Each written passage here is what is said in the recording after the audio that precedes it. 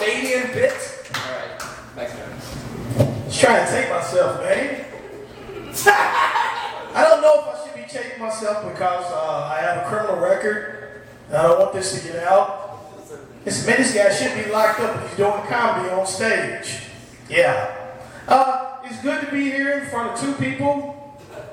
That means I'm not going to get a lot of laughs.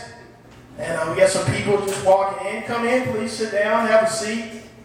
Look at the back of the black man up here on stage. Yeah. This is a great place to be. Looks like this is the Alley Theater. Seems like I should be doing some poetry or something. Therefore, out by our Negro on stage.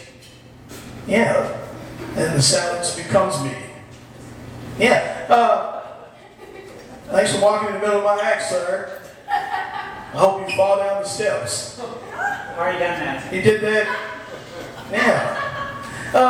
Hey, the other day, I was walking down the street and I ran into this guy. He was a Ku Klux Klansman.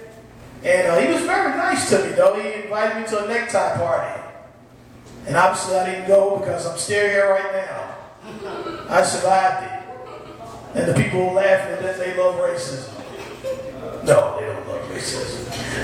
I've been watching a lot of stuff on television. A lot of commercials and stuff. These commercials are funny, man. I was watching one for the Hollywood diet. And the whole slogan of the whole thing was, you can lose 50 pounds in 2 days. If you lose 50 pounds in 2 days, you're going to lose your life. That's true. And you're probably on crack. Yeah. I seen this other commercial, and it's for Mr. Clean. You know what I mean? The guy that's on the floor, and they always sing the songs of Mr. Clean is the man. Behind our shine, is it wet or is it dry? And everybody feels happy because they see this bald-headed guy on the floor. I'm like, man, look, you'd be more excited if you seen Samuel Jackson on the floor. I said, Samuel Jackson, is that you? Yeah, it's me, and I hope you burn in hell. And then, how can you explain it to your wife? Say, honey, I seen Samuel Jackson. So I think you need to put that alcohol down. That's what you need to do. But what about the people that you see like on the news? They'll have like those roving reporters. They'll be up there. And I seen this lady, she was on the bungee cord, and she was about to jump.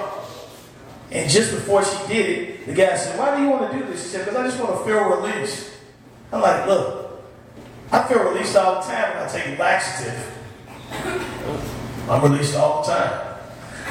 What about those people you see like in the wee hours of the morning, like the ministers? They'll be up there because those guys are funny. Because they'll sell you anything. They'll sell you God. They'll say, Jesus Christ, he's the man. He created this, he created that, he created the house you're in. You can see him. I've seen him too, for $59.95. And I had to turn the television on because I'm too entertained by that. And I feel like God's talking to me. And sometimes my heart will start fluttering. And I'll say, Father, I'm cutting it off. But what about in church, in black churches? Man, they have plenty of offerings.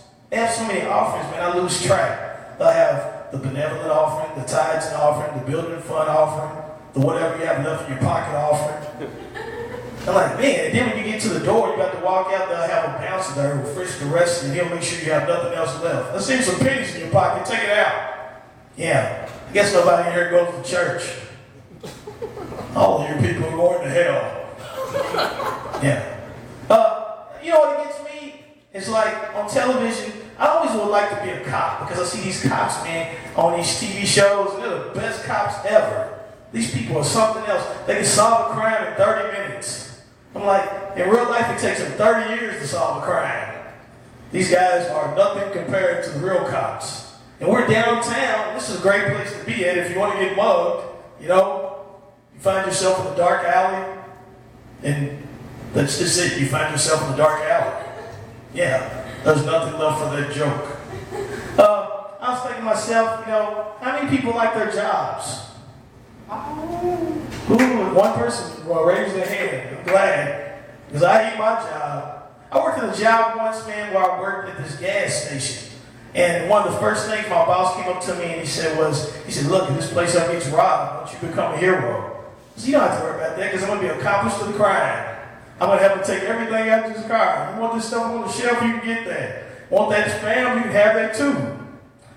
One time I worked in a bank, and in the bank, people always ask me the same question. They say, "Are you afraid of getting robbed?" I said, "No," because I never seen anybody ever come up to the bank, because I was over the files. I never seen anybody come to the bank and say, "I want all your files." And they don't say that. They want all your money. I worked once where I was a delivery driver. And in this place when I drove, one of the first rules they told you was, they said, like when you're in the car, you're in your van, make sure you can stay at least one car length behind the car that's in front of you. So I would do that, and another car would slide in front of me. And then another car would slide in front of me. And then the guy back at the base said, "Where are you at?" I said, "I'm back at the base." Yeah. We need some more alcohol or something. Let me have some drinks in there. Give it to these people so they can laugh.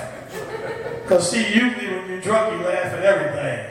Even when I walk up on the stage, they be like, "That's funny."